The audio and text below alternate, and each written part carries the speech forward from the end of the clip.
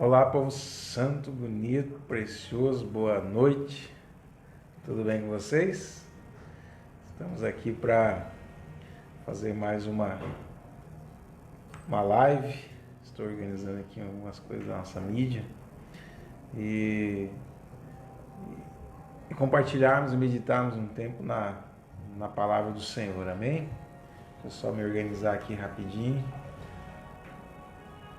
para que a gente possa ir acompanhando aí cada um de vocês. Entramos aqui na live, um minutinho só,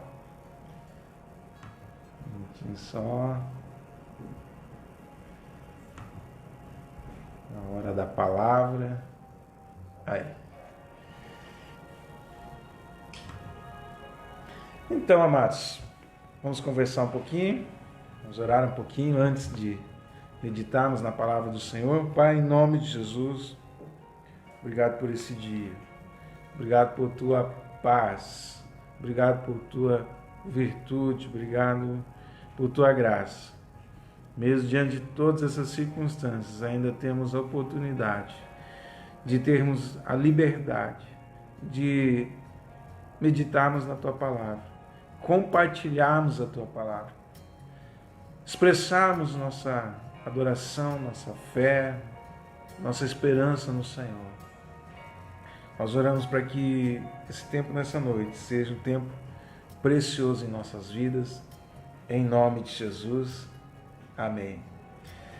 Então, amado, amada, você que vai nos assistir, você que está nos assistindo, você que vai compartilhar esse link, né, nesse momento da hora da palavra, eu quero entrar hoje com você no livro de Amós. Separei aqui um estudo usando o manual bíblico de Halley. Talvez alguns irmãos conheçam, outros não. Esse manual ele traz uma estrutura explicativa a respeito dos livros da Bíblia, o que está acontecendo historicamente em cada um deles, qual é o tema da mensagem de cada um desses livros. E hoje cedo, buscando a direção ali, a palavra para colocar aí nos grupos da igreja, em outros grupos que nós temos, eu separei aqui, me chamou a atenção, eu separei o livro de Amós, num texto que está no capítulo 5. Mas eu quero contextualizar antes. Amós, ele prega sobre o juízo divino contra Israel, a glória futura do reino de Davi. Amós está aí situado em torno do ano 790, 740 antes de Cristo. Então é um livro que está muitos anos antes dos tempos de Jesus. E ele está junto com outros profetas fazendo uma denúncia contra o comportamento do povo de Israel. Eu quero ler aqui algumas coisas que penso eu que tem um pouco de correlação com a história atual da humanidade. Historicamente, o reinado de Jeroboão II tinha sido muito bem sucedido. O reino fora consideravelmente ampliado. Israel estava no auge da prosperidade. Presta atenção, Israel estava no auge da prosperidade. Mas era desavergonhado da idolatria e cheirava a podridão moral. Era uma terra de falsos juramentos, furtos, injustiças, opressão, roubo, adultério e homicídios. Eu vou ler de novo o que esse manual bíblico traz como um relato histórico para nós. É um manual muito bem conceituado. Eu vou ler de novo o que os autores escrevem. Israel, o reino do norte, estava no auge da prosperidade, mas era desavergonhado na idolatria e cheirava a podridão moral. Era uma terra de falsos juramentos, furtos, injustiças, opressão roubo, adultérios e homicídios. Uma situação moral, social, caótica.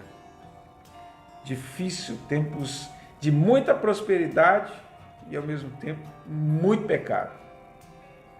Eu acho que essa frase que está aqui registrada, ela tem muito a ver com aquilo que nós estamos vivendo. Tem muito a ver com os dias atuais.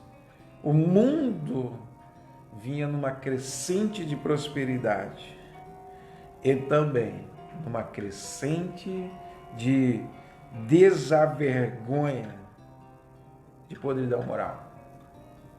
Basta nós olharmos para coisas bem recentes.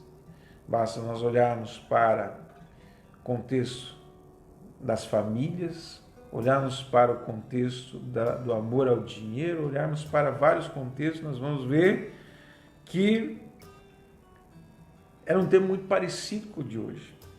E Amós é levantado junto com alguns dos seus colegas, ministros, profetas, como Elias. Amós está ali num tempo posterior a Elias, Eliseu e Jonas, que já haviam colocado o coração de Deus, expressado aquilo que Deus pensava a respeito de tudo isso, mas Israel empedernido na idolatria e na perversidade, não dava ouvidos, correndo então para a sua própria ruína, quando Deus enviou então Amós e Oséias num enorme esforço para frear a nação da sua louca arremetida para a morte. Então nós vemos aí que contexto era esse, onde Amós é levantado por Deus como um profeta. Então Amós veio a partir disso colocando várias situações, denunciando várias situações, vários comportamentos sociais que não eram aprovados por Deus. Isso a partir do capítulo 1, 2, 3, 4, e no capítulo 5 está Amós falando do dia do Senhor. Um dia que a Bíblia diz aqui que seria um dia escuro, um dia de trevas, um dia onde não haveria luz, um dia de um tratamento muito profundo com essa situação de pecado, de imoralidade, de idolatria e tudo mais. Mas Deus, queridos, Ele sempre dá oportunidade para que o povo, as pessoas, reconheçam o erro, reconheçam a sua falha e volte-se para o Senhor. E Deus vem através dos tempos, quando o mundo ele se desconecta totalmente do Senhor, Deus vem trazendo circunstâncias para que as pessoas se voltem novamente para o Senhor. Talvez muitos que vamos assistir ou que nos assistem nessa live, nessa noite, espero que não sejam muitos, mas talvez alguns tenham se desconectado do Senhor nos últimos tempos, se afastado do Senhor, se afastado da presença do Senhor. E Deus está aproveitando essa situação para dizer assim: filho meu, filha minha, não é bom esse caminho. Deus usou os profetas, muitos deles aí, para, se não todos, trazer de volta a consciência a respeito do coração de Deus, da pureza de Deus, da santidade de Deus, do querer de Deus e tudo mais. Se você estiver com a sua Bíblia aberta, vai comigo em Amós, no capítulo 5, do verso 21 em diante. Eu quero colocar aqui o que me chamou a atenção hoje. Veja bem, esse tempo, a hora da palavra, é um tempo onde nós estamos meditando juntos, ok? Combinado com você? Dá um joinha, dá um like, dá um tudo bem aí, que é um tempo de estarmos juntos, por essa preciosidade que é a internet, especialmente nesse contexto, Amós 5:21, aborreço, desprezo as vossas festas, e com as vossas assembleias solenes não tem nenhum prazer. Sabe o que a Bíblia está dizendo aqui? que Deus não tinha prazer no culto. Deus não tinha prazer na comunhão. Deus não tinha prazer na Assembleia dos Santos, na Assembleia solene. As pessoas até iam para a igreja, as pessoas até faziam as solenidades, as pessoas até praticavam algumas coisas que poderíamos dizer fazem parte da vida cristã. Mas Deus está dizendo, eu não tenho prazer, eu estou desafeto com vocês. Olha o que diz o verso 22. E ainda que me ofereçais holocaustos e vossas ofertas de manjares, não me agradarei deles, nem atentarei para as ofertas pacíficas de vossos animais cevados. Vivemos muitos anos no Brasil, muitos homens recentemente têm se levantado e mulheres de Deus se levantado para combater essa doutrina da teologia da prosperidade, onde parece que tudo depende, tudo gira em torno de uma oferta, de um momento especial separado no culto, onde obrigatoriamente temos que levar algo de valor ao Senhor, em troca de um benefício, em troca de uma bênção. A teologia da prosperidade, ela põe negociação. Você dá e Deus te dá. Não leva muito em conta a nossa capacidade e responsabilidade de levarmos até o altar os nossos dízimos e ofertas em honra, em gratidão, em fé, em amor ao Senhor. Esse é o modelo bíblico. E há alguém que às vezes diz assim, Deus não rejeita a oferta. Rejeita sim. Deus está recebendo? Nem sempre. Você está agradando a Deus? Essa igreja agrada a Deus? Nem sempre. Aqui a Bíblia está, profeticamente, o profeta Amós está trazendo aquilo que está no coração de Deus para as pessoas e deixando claro que Deus está sem prazer. Misericórdia. Misericórdia. Fazer um culto onde Deus não tem prazer. E olha o que Deus diz. E ainda que me ofereçais holocaustos, já li isso aqui, aliás, verso 23, afasta de mim o estrépito dos teus cantos, porque já não ouvirei as melodias das tuas liras. Eu vou ler com você na versão NVI, é mais fácil de você entender. Afaste de mim o som das suas canções e a música das suas liras. Em vez disso, corra a retidão como um rio, a justiça como um ribeiro perene. Olha o que Deus está propondo. Eu prefiro que vocês parem com os cânticos. Eu quero que vocês afastem os sons das suas canções, porque eu não vou dar ouvidos a isso. Eu não estou interessado nisso. Da maneira como está o coração de vocês, eu não quero isso.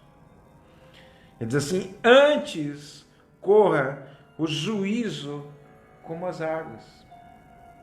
Corra a retidão como um rio, é a versão NVI, é mais fácil de entender. A retidão como um rio e a justiça como um ribeiro perene. A justiça como um ribeiro perene. Irmãos, vamos olhar aqui, quem pode nos tornar retos e justos? Retidão e justiça. Somente o Senhor, somente a palavra, somente o Espírito Santo trabalhando dentro de nós. Somente o Espírito Santo nos convencendo. Somente o Espírito Santo nos ensinando. Somente deixando o nosso coração no lugar guardado, escondido em Deus. Antes a retidão e a justiça, como um ribeiro perene. Você sabia que mora aqui no Cerrado, isso não era comum. Isso não era comum para nós que viemos do sul. Meu pai conta que uma seca muito grande que aconteceu lá pelo ano de 1977, os ribeiros de águas se secaram, mas não é algo comum lá. É um regime climático diferente, de chuva quase que o ano todo, com alguns pequenos intervalos sem chuva. E quando chegamos para cá, no Mato Grosso, na região quente, Cerrado, não imaginávamos o que era, não tínhamos noção do que era 4 meses, 5 meses, algumas regiões até 6 meses praticamente sem chuva. E isso faz com que as águas em alguns ribeiros se sequem. Quando nós vamos para a região do interior do Mato Grosso, mais no centro do Mato Grosso, mais ou menos no centro aí do Mato Grosso, a leste, centro-leste do Mato Grosso, você vai encontrar muitos ribeiros. Se você for para aquela região ali pelo mês de agosto, setembro, você vai encontrar vários ribeiros secos, que só vão voltar a ter águas na época da chuva.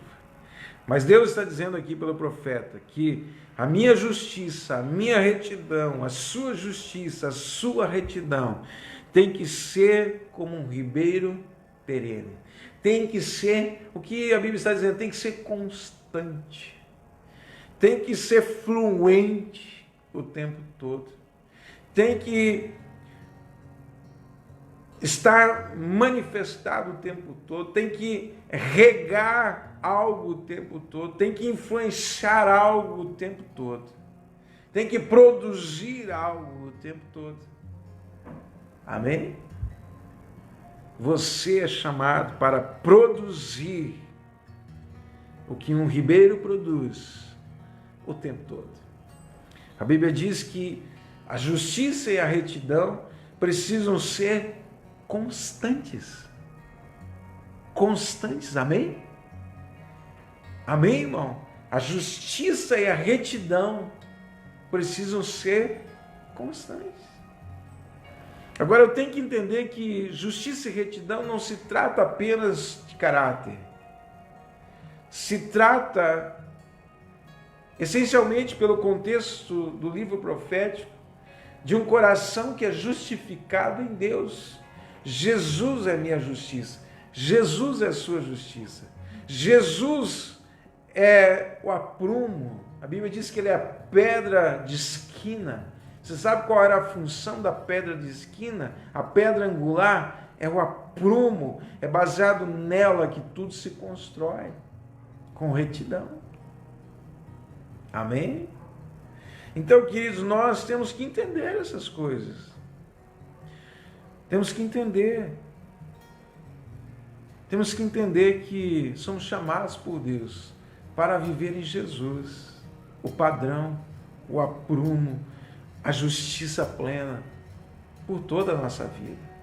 Nós não podemos ficar no Evangelho quando cultuamos e somente lá. Nós temos que ficar no Evangelho todo o tempo das nossas vidas, dentro de casa, na rua, na igreja, em todos os lugares, vivendo tudo aquilo que o Evangelho nos proporciona. Eu e você somos um canal de Deus, uma resposta de Deus para esse tempo. Somos o remanescente de Deus, somos o povo separado por Deus para fazer diferença nesse tempo. Aprove a Deus a nossa geração entrar para a história da geração que passou pelo coronavírus. Irmão, olha só, aprove a Deus a nossa geração passar pela história do coronavírus, de uma pandemia. E aqui, nessa agenda, eu penso ser uma agenda de Deus. Olha o que Amós está enfrentando, o que está acontecendo nos dias de Amós. Auge econômico e auge de pecado. Deus está dizendo o seguinte: olha, você está muito bem, o mundo está muito bem na economia, mas não está bem na santidade. Eu preciso colocar vocês num lugar de meditação, num lugar de conserto, num lugar de alinhamento.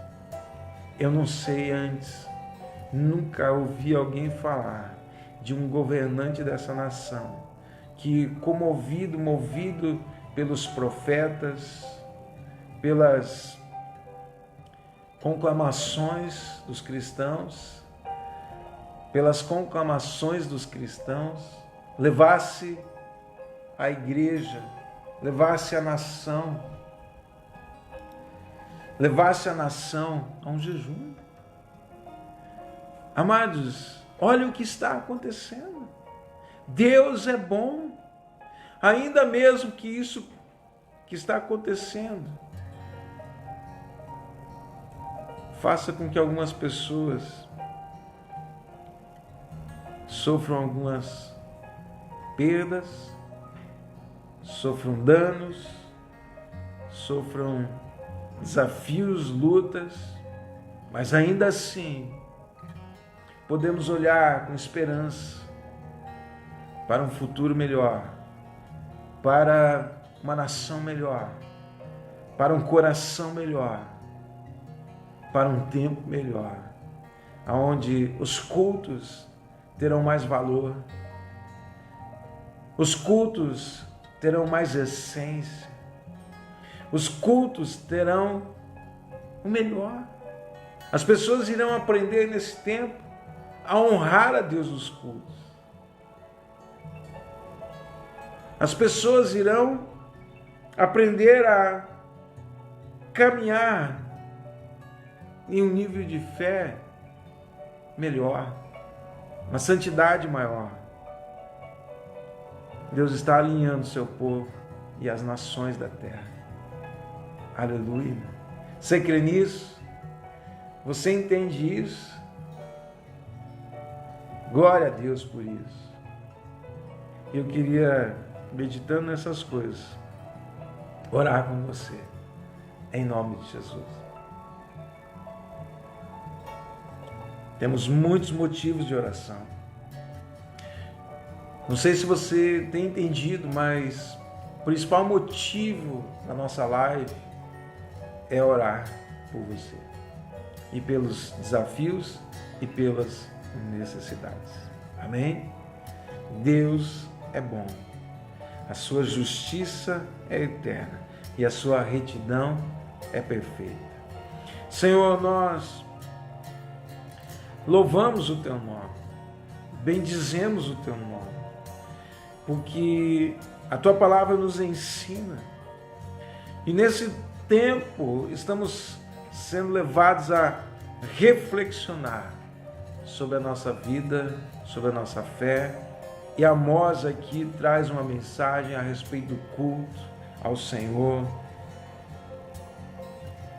O Senhor espera de nós retidão e justiça. O Senhor espera de nós o fruto de um ribeiro que não seca, o fruto de um ribeiro perene. O ribeiro perene sempre rega, o ribeiro perene sempre abastece aquilo que está à sua volta. O ribeiro perene é o lugar de refrigério, sempre há um refrigério no entorno do ribeiro perene. O ribeiro perene é a fonte da água. O ribeiro perene é a fonte de sustento de muitas coisas. Rega a terra. E nós sabemos, Pai, que o teu Espírito e a tua palavra são em nós um ribeiro perene, cujas águas jorram para a vida eterna. Senhor, guarda os irmãos, guarda a fé de cada um, guarda, Senhor, o coração de cada um, guarda, Senhor, a mente de cada um, as emoções de cada um, guarda, Senhor, as famílias, Guarda, Senhor, os nossos entes. Guarda, Senhor, o teu povo. Guarda a igreja em nome de Jesus. Guarda, Pai, embaixo do sangue do Cordeiro. Se alguém estiver acometido de enfermidade, no nome de Jesus, repreendemos a enfermidade, repreendemos o mal, repreendemos as trevas, repreendemos as astutas obras do adversário, repreendemos a morte. Em nome de Jesus, repreendemos o espírito da depressão, repreendemos o espírito de morte, repreendemos o espírito de medo. Nós repreendemos o engano e a mentira em nome de Jesus. Repreendemos a ansiedade. Nós confiamos no Senhor. Repreendemos a ansiedade em nome de Jesus. Senhor, nós devotamos nossas vidas aos teus pés. Queremos, Pai, corresponder à verdade, à palavra do Senhor. Nos ajuda a sermos bons filhos, Pai. Eu oro, Senhor, para que a fé dos irmãos seja guardada. São dias, Pai, onde não congregamos. Por favor, pelo Teu Espírito e pela verdade, haja um guardar da fé na vida dos irmãos, em nome de Jesus.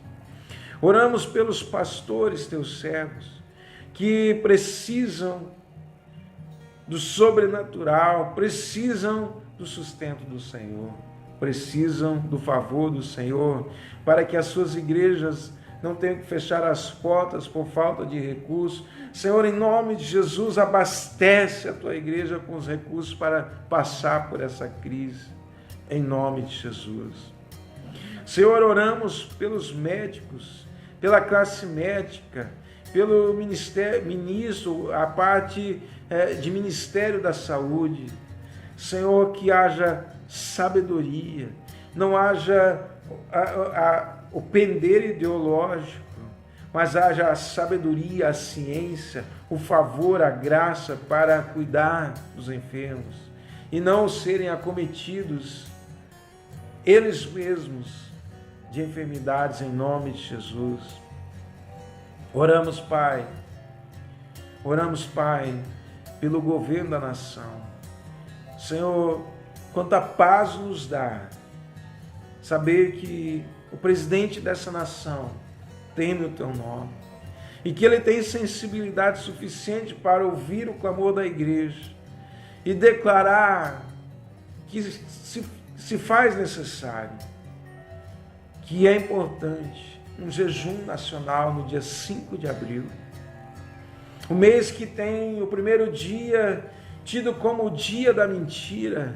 Neste mês será estabelecido o dia do clamor, o dia da verdade, o dia, Senhor, do quebrantamento, o dia do vencer espiritual, o dia do sobrenatural. Pai, eu creio que o teu coração não vai suportar ver uma nação toda prostrada em jejum nesse dia assim. O teu coração vai derreter, Pai, e inclinar-se a favor deste povo. Senhor, que isso seja um exemplo e o maior exemplo para as nações da terra. Em o nome de Jesus. E glorifique o teu nome. E glorifique o teu nome acima de tudo. Pai, nós oramos para que as famílias, a renda das famílias, seja guardada em teu nome. O sobrenatural, a graça, o favor, a misericórdia, guarda as famílias em teu nome, a provisão das famílias. Não permita, Senhor, o espírito da fome, da miséria. Não permita, Senhor, a miséria, a fome acometer esta nação, prostrar esta nação. Não permita, Senhor, em nome de Jesus. Nós oramos com fé em nosso coração e cremos, Pai, na tua santa e doce palavra, verdade, amor, misericórdia e graça, em nome de Jesus. Senhor, obrigado porque ainda que o mundo esteja passando por essa luta, temos o privilégio de, na nação brasileira, podemos proclamar a verdade, honrar o teu nome, exaltar o teu santo e precioso nome e bendizê-lo em nome de Jesus. Paz nos corações, paz nas mentes, paz em nome de Jesus, para a glória do teu precioso e santo nome. Amados, estamos encerrando por aqui. Um beijão no seu coração. Estou vendo aqui, dando uma olhadinha, acompanhando pela web aqui, em paralelo. Muito obrigado por você dedicar um tempo para ouvir esta palavra, para meditar junto, que você possa ficar pensando nessas coisas. Não tire a sua mente do coração de Deus. Guarde o seu coração em Deus, a sua mente em Deus, a sua casa fique firme no Senhor. Josué um dia disse: não sei quanto a vós, eu e a minha casa serviremos ao Senhor. Josué estava talvez dizendo, independente se tem ou não tem reunião solene, eu e a minha casa serviremos ao Senhor. Irmão, não deixe o seu coração sair deste lugar. Fica firme, irmão. Fica inabalável. Fique neste lugar. A palavra do Senhor. A gente espera poder se reunir o mais rápido possível, mas temos que aguardar as autoridades nos liberarem. Que Deus te abençoe. Sexta-feira, como diz o povo aí, sextou. Então que você fique nessa graça, nessa bênção, em nome de Jesus. Amém.